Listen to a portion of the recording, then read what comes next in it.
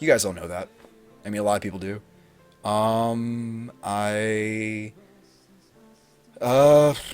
guess I'm on trial right now. Yeah, I mean, I procrastinate. I uh, don't get as much sleep as I should. I think a lot of that comes from the streaming itself. I am sometimes just, I mean, my mind moves really quickly, and that's not necessarily myself giving myself, that's not me giving myself a compliment because sometimes, literally, I don't finish the thought, but the mouth is already trying to go for it.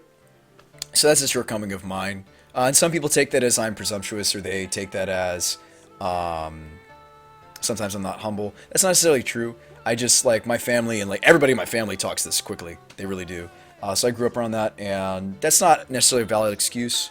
If I feel that the other person in the conversation's tempo is a bit slower than mine, I really do try very hard to also slow my tempo to match their tempo best that I can. But I usually will be, unfortunately, most conversations outside of maybe some of the girlfriends I've had over the years, or friends that happen to be girls in my life, those are some of the only people that will beat me, or a couple of friends of mine that I have that aren't girls.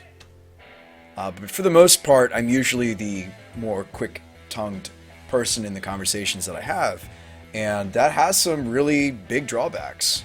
That has some very big drawbacks. So that's something that I'm trying to work on in me, Samco. So no, far from it. Far from it. That's just something I'm working on. Yeah, I'll see you, Havoc. Have some sleep. It just says, Sean speaks very slowly. I do 007. Would you like those links? They are right below, but I can link them in chat for you for your convenience as well, my friend. You want to click on this, and then you want to click on this. It takes you straight to both pages. I can't tell you, Virtual. I wish I could.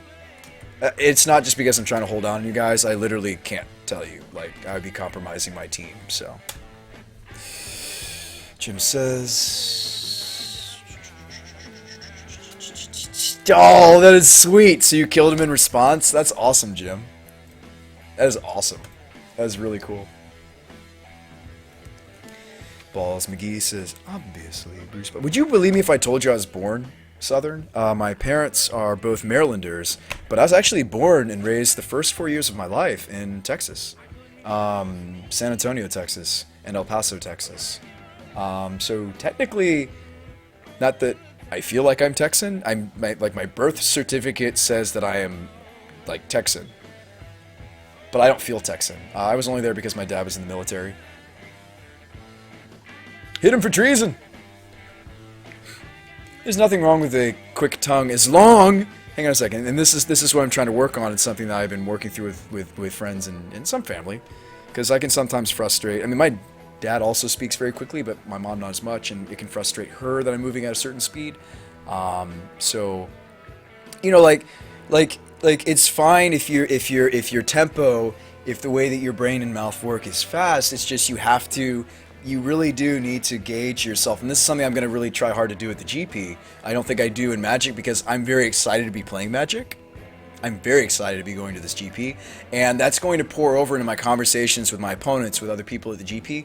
So it's something that I need to be mindful when I walk through that door and I get to meet some of you guys in person. If you're going to be there, I'd love to meet you guys in person. But you know, you want to see the Wizards deck be played? I mean, it's not good though. It's not ready. We played it just Blood Moon style. I don't know if it's gonna work. I mean, we know that the blue-red version worked with the bridges and the Blood Moon's main. I don't know if this one's gonna work. How about this? I'm too tired to play another human player. I'll solitaire. We'll solitaire this real quick. I'm fine doing that real quick. We'll just jam it one game. I'll give you something to watch real quick, guys, and then I'm probably done. I'm just so tired. It's like 6 in the morning almost. So this is like the stupidest thing I can be doing right before a big tournament. By the way, is hanging out with you guys super late. Not that hanging out with you guys is stupid. Hanging out this late is what's stupid about what I'm doing right now. See, I make mistakes. I am right now probably doing the exact opposite of what I should be doing if I want to be successful at the tournament. Good lord, look at all these just Skyward Swords. We tried this how many different ways? Holy, good lord. Like, the whole thing is just Skyward Sword if I scroll to a certain portion. Okay.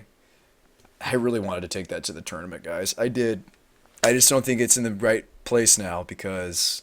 What's the name of this again? Blue, white, red. Okay, hang on. It's up here. Blue, white, red. Wizards. Maybe I should have taken this to the GP, right? If we GM'd on it. Okay, Dumbledore's Army 2.0 blue, white, red. Yeah, good lord. That's a lot of attempts at brewing. Here it is. That's a lot of tries. There's a lot of attempts at brewing this thing, or what I was maybe gonna be. I'm still a little bit upset about that. You know what? Maybe I should just say screw it. Maybe I should just do it anyway. You know? I don't know. Mulligan. Just play it even though it's not going to be well positioned at all. Keep. You know? Maybe. Maybe. You know? I don't know. Maybe. Okay, so we probably lead out Spellskite here. We didn't have an Ether Vial. I did mull to 6 looking for one. The deck will play a little bit differently, just like any other Ether Vial deck. Will play differently if you don't have it. Now, Magus of the Moon is in the sideboard, so we can test it here. If I was going to tutor up the Magus of the Moon, and maybe you want to main deck it because Tron is going to be a thing, if we were going to play something like this. So, you know, you would want to lead out the Flooded and maybe grab either second Island or you want to grab a Plains. Ooh, Silvergill. And yeah, I have a wizard. I have a merfolk. A lot of people, when we were building this, they're like, do you like ever have the merfolk? But yeah, we usually do, actually. We really usually do. It's crazy. I'm going to hold control here because there isn't another opponent. I'm going to crack this. That's just me. That's just a fancy way of me saying I'm holding priority. So, but yeah, if the Magus of the Moon, he's not in the main here, Magus of the Moon, but if he was, we'd want to grab the Plains or another island. I'm just going to actually just grab a fountain. Doesn't really matter. I also have Mystic Gate for that white source. So now we're going to draw the card. So thin first, draw second. It's fine. Send a message. Just kidding. Oh, it asks me to block my own creature. Interesting. That is weird. I think you just kind of take on a controlling role now. Like we sit back on the Ether Mage and tutor up in response to like what my opponent's doing to the board. Albeit without the Ether Vial, this is a lot less awesome. Like a lot less awesome. A lot less. It is a lot less strong. But you know what? We have Glenelonge Archmage. You know what this should be? This should be Sage. So we're going to go Flooded Strand. We're going to get in with the Silvergill. It's going to ask me if I want to block my own Silvergill. I do not. I'll take the 2. Solitaire mode's weird. Wait! You're not playing the Biovisionary tech. No. Boo. I'm not. Alright, during their end step, this is technically still my end step because we're in Solitaire mode. Grab the vents, and then what do we tutor for? By the way, that's a good opportunity if you're not sure if you want to Wizard Cycle. When you fetch, that's a good time to look at the deck and be like, well, what am I getting? I think we just set up the Sage Glen. I mean, we're not playing against a human opponent, so that's probably where I would aim to... There's the vial. Okay. That's probably what I would aim to have us do. As I do this. Love fast tapping. I would not like Magic Online without some of the things that we've learned about it. So we're going to go up on this.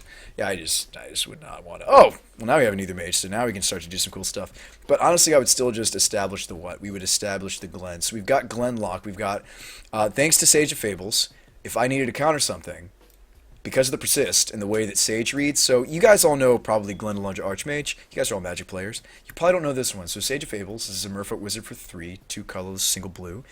Each other wizard creature you control, this is actually the Build-Around card, one of the Build-Around cards, enters the battlefield with an additional 1/1 counter.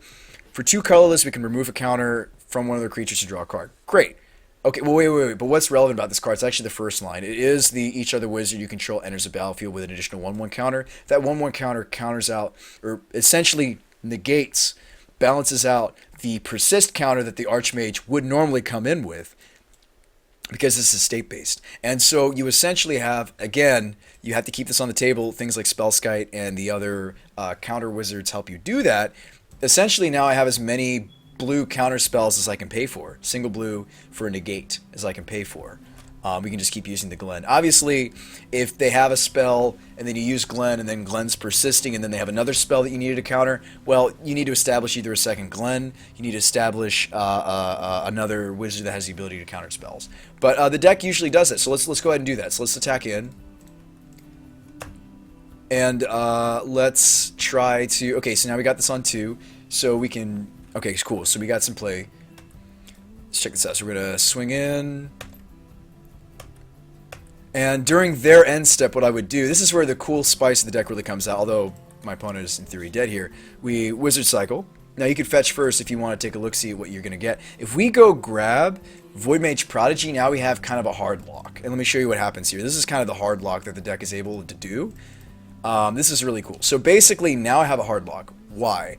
I essentially have built my own blue-blue counterspell in Modern. Well, why is that? Well, okay, so check this out. Void Mage Prodigy has the ability to blue-blue sacrifice a wizard. So what if we just sacrifice the Glenelundra Archmage to Void Mage's ability, and then when it comes back, see, now you know what's going on. So I'll show you some spice. We'll just counter our own Master Voice so you can see that at work and see how that works and how that synergizes. Let's go up on this file. So basically, so I'm going to hold control here. We're going to play Master, and let's just say this is a big scary like Scapeshift or something. I don't know. Something you need to counter. Well, no, it needs to be a creature. Because if it was Scapeshift, we would just use the negate ability on the Archmage. Let's say this is a big old creature. So we're going to Prodigy the Master, but we're going to sacrifice the Glen. And let me show you how this works. It's really, really neat. So blue. Oops, excuse me. Blue. Sacrifice a wizard. We're going to sacrifice what? We're going to sacrifice Glen. So she's going to persist. And guess what? There's no -1/-1 counter on her. So what I said is indeed true. It works like this in Paper too. And then we're gonna counter the Master Voice, and then like commit seppuku here.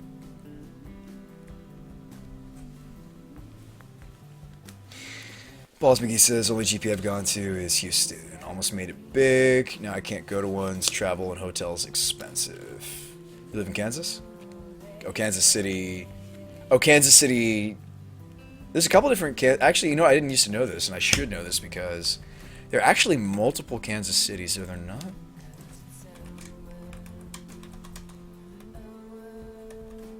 I think it was Texas? Just like there's randomly, like, Carnes City. Kansas to Texas. The Kansas City Star. I think there's more than one Kansas, but I might be mistaken. Anyway. Kansas... Yeah, okay. It wasn't Texas, it's... Okay. I knew there was another Kansas somewhere. Not just the state Kansas. Kansas City. Okay, we'll see if we can assemble the Biovisionary once, but then I'm going the frick to bed. I like jamming decks for you guys, I really do. I like showing you what I'm messing around with. We have a lot of different decks I could show you. We make more every week. If you guys want to see me brewing a deck and you want to actively brew with me, please... there's two things you can do now to participate, and some of you guys started doing it, like on the Twitter page. I'm so excited. Some of you guys submitted some ideas I'm going to use, potentially. And then I give you guys credit for the deck as well. I put your name in the deck list, and we brew it together on the stream live on Tuesdays. This is the new thing that we're doing. So I want you to look at this, guys. So viewers submit build-around cards or deck ideas on Twitter and Facebook. 1 or 2 lucky ideas will get chosen. Your name gets put on the stream. It gets put into the deck list, and it'll stay there. Because anytime you guys really help me that much, I think that your name should be there. And then I'm going to start rotating the format. So last week we brewed for... Or this week I brewed a Modern deck, so next week's Legacy, I think. Or is it Standard? Actually, next week maybe I'll refine the Spirit deck and we'll do Standard. I don't know. We could do another... We need to do Root Maze. Well, where's the post one, Bologist? I don't see Root Maze on here. You got to put it here. Just put it on here. That's what I'm asking for. I'd love to have a little bit more participation out of you guys using the social media. It's really... That's what it's here for. It's for you guys to like keep up. And I put lots of pictures on there. You can look at everything that's going on, like Pauper Challenge. Like seriously, just like scroll through it. Like seriously, click on the link. It takes you 2 seconds. Click on the link and then do this. Take your mouse wheel. Like, I know LSV is always doing the whole, spin thing, but he's got, like, a really cool noise that it does. Then take your mouse wheel and scroll down, just a couple scrolls, and you'll see everything that happened recently. I put pictures on there, because pictures are more entertaining than words. And they say a lot more than a word. Yeah, like, just, like, Oh wait, if you scrolled like a couple scrolls, how many scrolls did that take? One, two, three, three. Okay, three scrolls down. Oh wait, the Pauper challenge is happening this month. I had no idea. Now you know. You can do the same thing on my Twitter. You just go there, you click on it,